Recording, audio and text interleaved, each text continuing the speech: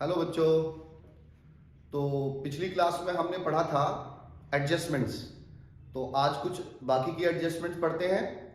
ठीक है, चलिए स्टार्ट करते हैं।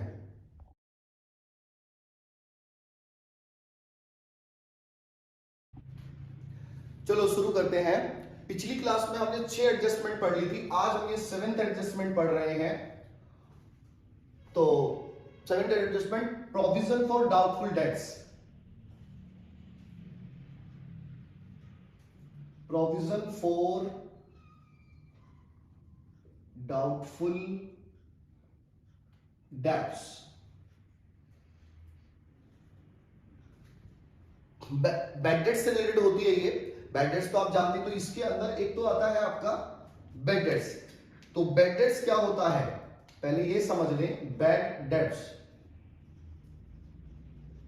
बैड डेट्स वो पैसा होता है जो हमारा डूब जाता है। जो हमने लोगों को मेटेरियल बेचा, तो हम कई लोगों को मेटेरियल बेचते हैं, उधार में मेटेरियल बेचना ही पड़ता है, बिजनेस चलाना है तो। और ये तो नहीं कि हम केवल कैश में बेचेंगे, कई लोगों को बेचना पड़ता है। तो उसमें कई लोग ऐसे होते हैं, पता नहीं किसी की, कई बार ऐसा होता है कि पता नहीं लग पाता इसकी फाइनेंशियल पोजीशन। हालांकि हम कई बार फाइनेंशियल पोजीशन देख के ही उधार देते हैं, लेकिन नहीं पता लग पाया। तो कई लोगों में से कोई लोग ऐसा भी निकल गया जिससे हमारा पैसा रिकवर नहीं हो पाया। तो जो पैसा रिकवर नहीं हो पाता उसे बैड डेट्स कहते हैं। तो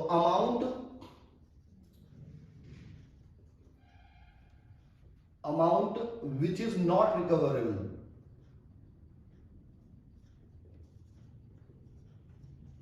नॉट रिकवरेबल, ये हमारी बैड डेट्स होता है, जो पैसा हमारा मर जाता है। उसके बाद ये provision for doubtful debts. Provision for doubtful debts को हम पीएफडीडी भी कहते हैं। अब तो ये पीएफडीडी क्या होता है? पीएफडीडी होता है जो अमाउंट हम एक तरफ रख देते हैं, amount set aside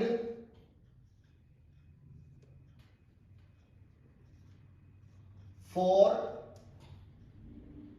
unrecoverable,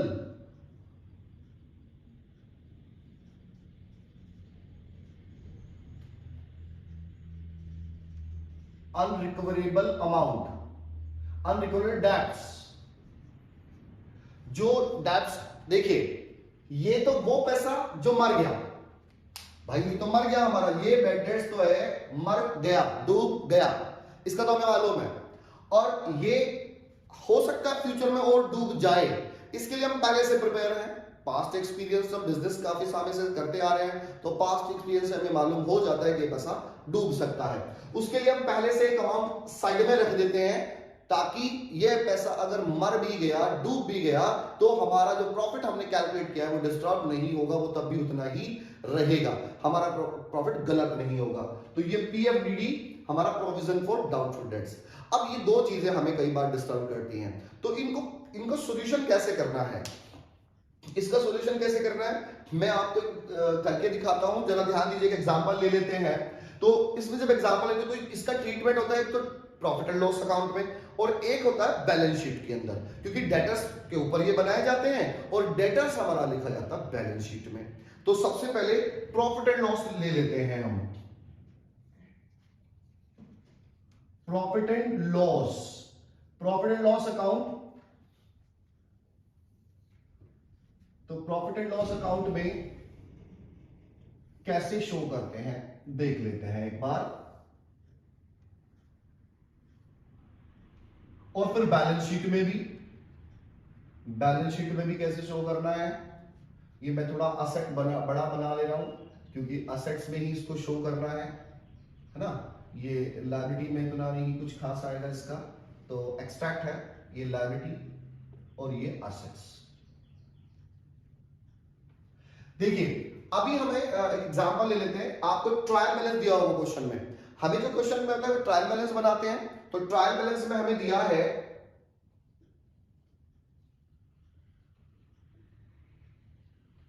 trial balance. तो क्वेश्चन में ट्रायल बैलेंस है और ट्रायल बैलेंस में बैड डेट्स हैं। बैड डेट्स हैं हमारे, जो हमें ऑलरेडी गिवन है, वो 5000 के हैं। पहले से हमारा बैड डेट्स 5,000 रुपए का है। डेटर्स गिवन है,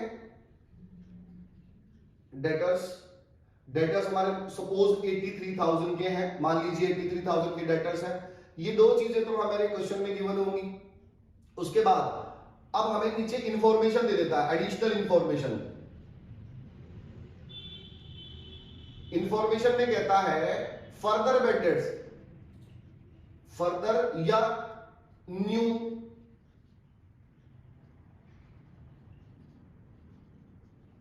बैड डेट्स, ये हमें दे दिया 3,000 रुपए। ये हमें क्वेश्चन में है, गिवन है। अब ये जो क्वेश्चन में हमारे पास है, इससे हम सॉल्यूशन कैसे करेंगे? तो हम लिखेंगे यहां पे टू प्रॉफिट एंड लॉस में लिख रहे हैं पहले, to bad debts, bad debts हम इधर कॉलम में लिखेंगे, ये वाले जो ट्रायल बैलेंस में है 5,000, जो हमारे पहले से डूब चुके हैं। इट मींस ये हमारे इसमें से भी एडजस्ट हो चुके हैं, क्योंकि एडजस्टमेंट बाद में एडजस्ट होती है, और ये जो ट्रायल बैलेंस है वो हमारा पहले से ही एडजस्ट हो चुके, खाते क्लोज करने से पहले। अब हमने ये लिख लिया। अब हमें पता लगा कि भाई ये भी पैसे डूब गए तो हमने इनको भी ऐड किया कि आपको, तो हमें लिखेंगे ऐड फर्दर या न्यू, जो भी आप लिखना चाहें, जो हमें गिवन हो, further bad debts. Further bad debts हमारे हुए 3,000।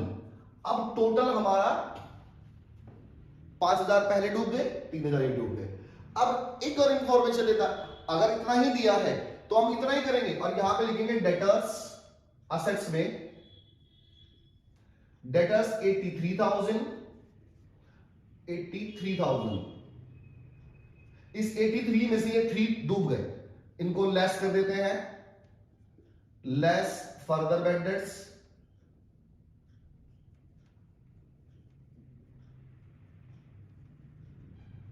फर्दर बैड डेट 3,000 रुपए हमने ये माइनस कर दिए। माइनस करके हमारे 80,000 के डेटा से बचे। इतना हम इसको हम बाहर लिख सकते हैं, लेकिन यदि हमें कई और एडजस्टमेंट भी है, इसमें प्रोविजन भी बनाना है, चलो जी प्रोविजन भी बना लेते हैं। तो क्रिएट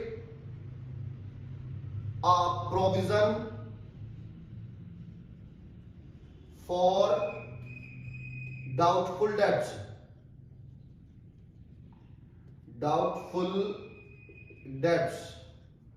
डाउटफुल डेट्स के लिए हमने बना लिया @ 5% ऑन डेटर्स, डेटर्स पर बनाया जाता है।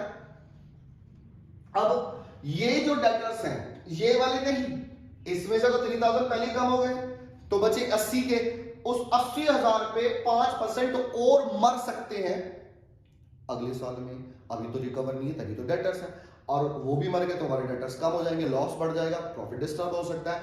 इसलिए हम पहले से ही आज ही उसको भी डूबे हुए मान लेंगे, और हम यानी कि उस अमाउंट को एक तरफ रख देंगे। तो हमने 5% कैलकुलेट किया 80,000 का, आप करके देख लें कैलकुलेशन, वो आएगा 4,000। तो उसको भी यहां पे ऐड करेंगे, ऐड PFDD, मैं शॉर्ट में लिख रहा हूं PFDD, provision for doubtful debts. कितना? 80,000 का 5% 4,000 रुपए। लो जी, अब वो यहां ये मर गया, यहां पे भी लॉस हो गया, और उसको यहां पे भी लेस करना पड़ेगा। तो यहां पे मिलकर लेस PFDD 4,000 मैंने लेस किया। ये लेस करने के बाद 76,000 के डेटर्स बचे, जो अब हमें रिकवर होंगे इन फ्यूचर, और हमने यहां पे लिख दिया। ये हमारा टोटल लॉस हुआ, इसको टोटल कीजिए और इस बाहर कर दीजिए, ये हो गया 12,000 रुपीज, और यहां पे ये डेटर्स बाहर लिख देंगे अमाउंट के कॉलम में, यहां पे 76,000। लेकिन मैं क्यों नहीं लिख रहा हूं, मैं भी बताता हूं। एक एडजस्टमेंट और हो सकती है, एक एडजस्टमेंट और बढ़ जाती है इसके अंदर। कहता है कि create a provision for discount on debtors @ 2%। अब ये क्या आ गया भाई, ये भी देखेंगे, इसको भी झेलेंगे। अब मैंने बताया फिर से, कि भाई बैड डेट्स पहले ही मर चुके थे, ये तो कुछ तो पहले 5,000 मर चुके थे, फिर हमारे 83 के उसमें 3,000 के फिर से डूब गए, फिर हमने उसके बाद भी प्रोविजन बना लिया, 4,000 का प्रोविजन बना के रख दिया, एक साइड हो सकता है डूब जाए, तो 76। अब हम उन 76,000 के जो डेटर्स है, जब उनसे हम पैसे मांगने गए तो वो कहेंगे सर कुछ डिस्काउंट तो दे दीजिए, तो उनको डिस्काउंट भी हमें अलाउ करना पड़ता है, वही तो हमारा डिस्काउंट अलाउड होता है। अब वो डिस्काउंट अलाउड करेंगे तो हमारे और डिस्काउंट है उसका भी हमने पहले से प्रोविजन नहीं किया था, पहले से सोच के नहीं रखा था, इसलिए हम पहले से ही सोच के रख रहे हैं कि जब हम इन डेटर्स से पैसे मांगने जाएंगे तो ये कुछ ना कुछ डिस्काउंट जरूर मांगेंगे, तो हमने 2% का और इनके लिए प्रोविजन पहले ही कर लिया। ये भी वही अमाउंट है, amount set aside for discount. भाई ये amount set aside for unrecoverable debts है, जो रिकवर होंगे ही नहीं, जो पैसे मिलेंगे ही नहीं। लेकिन amount set aside for unrecoverable के बाद जो रिकवरेबल है उनसे तो डेटर से डिस्काउंट मांग सकते हैं, तो वो भी है, लेकिन उसको हम बिल्कुल सेपरेट लिखेंगे, इसमें ऐड नहीं करेंगे। यहां पर लिखेंगे to provision for discount, discount on debtors, और इस पर कैलकुलेट करेंगे 76 पर। वो हमने जो कैलकुलेट किया था, हमने जो पहले जो पीएफडीडी निकाला था,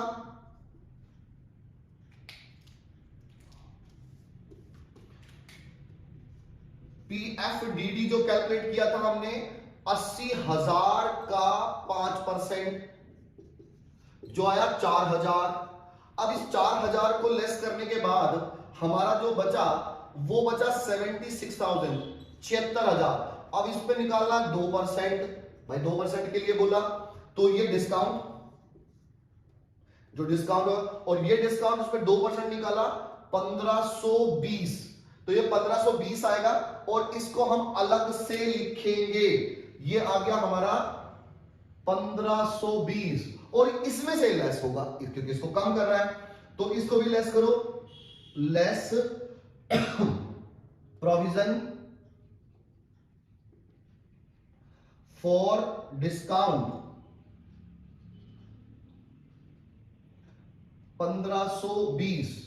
1520 लेस करने के बाद अब हम इसको बाहर निकाल देंगे 74,480 रुपीज। ये हमारे फाइनल डेटर्स बचे, सारी चीजें लेस होने के बाद ये हमारे रिकवरेबल है। अब एक चीज और इसमें ऐड करता हूं, ट्रायल बैलेंस में ही आपको एक प्रोविजन फॉर डाउटफुल डेब्ट्स, ये हमें क्वेश्चन में गिवन हो सकता है, ये क्वेश्चन में गिवन हो सकता है।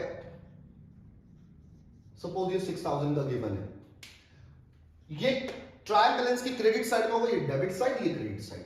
अब ये ट्रायल बैलेंस की जब क्रेडिट साइड में होगा तो इसको हम इससे बिल्कुल भी कहीं डिस्टर्ब नहीं करेंगे, इसको एज इट इज उठा करके क्रेडिट साइड में ही डाल देंगे बाय, ये ओल्ड पीएफडीडी है, बाय पीएफडीडी 6,000, ठीक है, इसको ऐसे ही करना है।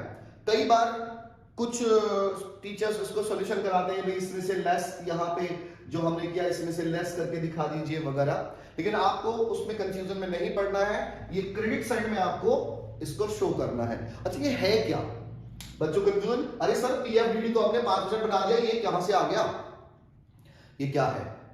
पीएफडीडी तो हमने अब बनाया है, तो बंधुवर ऐसे ही पिछले साल भी तो बनाया होगा, तो ठीक है। क्वेश्चन ये उठता है जब पिछले साल बनाया था ये, तो ये यहां क्या कर रहा है, जो पिछले साल के अकाउंट्स में डल गया होगा, जैसे डला, हाँ बिल्कुल डला। हो सकता है कि जो हमने प्रोविजन बनाया हुआ एग्जैक्टली पे, हमने तो यही सोच के बनाया ना कि भाई ये पैसे मर सकते हैं, लेकिन नहीं मरे, नहीं डूबे, नहीं डूबे, तो ठीक है भाई। हमने पिछले साल बनाया था 10,000 रुपए का प्रोविजन, जैसे इस बार हमने जो प्रोविजन किया है, प्रोविजन फॉर डाउटफुल डेट्स किया है, वो 3,000 का, ये 4,000 का किया है, और अगर ये मर गए तो ठीक है, नहीं तो इस साल इसको अगले साल इनकम मान लेंगे। ऐसे ही पिछले साल मैंने 10,000 का प्रोविजन बनाया था, 10,000 में से 4,000 तो डूब गए, 6000 नहीं डूबे, उसे इस साल इनकम मान लेता हूं, इसीलिए प्रॉफिट एंड लॉस की क्रेडिट साइड में लिखता हूं, क्योंकि इधर हम सारी इनकम्स लिखते हैं। ये बात समझ में आती है। और इसका बैलेंस शीट में कोई इफेक्ट नहीं, बिकॉज ये एडजस्टमेंट नहीं है, ये तो ट्रायल बैलेंस में है। एडजस्टमेंट का दो जगह इफेक्ट करेगा, ठीक है। तो इस तरह से हम अब सारे पॉइंट्स एक बार मैं फिर से रिकॉल कर देता हूं। अगर केवल बेड डेट्स आता है तो केवल आप बेड डेट्स यहां पे लिखेंगे सीधा, ये बेड डेट्स केवल यहां पे लिखेंगे। यदि बेड डेट्स के बाद प्रोविजन भी आ जाता है, न्यू बेड डेट्स भी आ जाता है, तो न्यू बेड डेट्स भी आप ऐड कर देंगे इसमें, ठीक है। यदि न्यू बेड डेट्स नहीं आता है तो इसको ऐड नहीं करेंगे। और ये उसके बाद कहता है कि भाई प्रोविजन भी बनाओ, प्रोविजन बनाओ, मर सकते हैं पैसे, तो हमने 5% का डेटर्स पर हमारे 83,000 के थे, इसमें से 3,000 के बैन हो गए, मर गए, तो बचे कितने 80,000। 80,000 पे 5% मैंने फिर से एक नया प्रोविजन बनाया और ये लिखा। ये कुल मिलाकर के हो गए हमारे 12,000, जो हमारा प्योरली लॉस है, इसमें हमने यहां पे लिख दिया। उसके बाद फिर से कह सकता है कि भाई एक डिस्काउंट भी देना पड़ सकता है, उसके लिए भी प्रोविजन बनाओ, तो हमने एक प्रोविजन फिर से बना लिया 2% का। वो किस पर? इस पीएफडीडी की वैल्यू को घटाने के बाद जो अमाउंट हमारा आया यानी 76,000, इस 76,000 में ऊपर 2% हमने ये कैलकुलेट किया और ये 2% हमारा provision for discount on debtor आ गया। और फाइनली इसको भी हमने 76,000 से लेस करने के बाद हमने यहां शो कर दिया। ओके स्टूडेंट्स, तो ये स्टूडेंट आई होप आपको क्लियरली समझ में आ गया होगा। यदि किसी को भी कोई डाउट हो तो आप मुझे कमेंट कर सकते हैं। Thank you.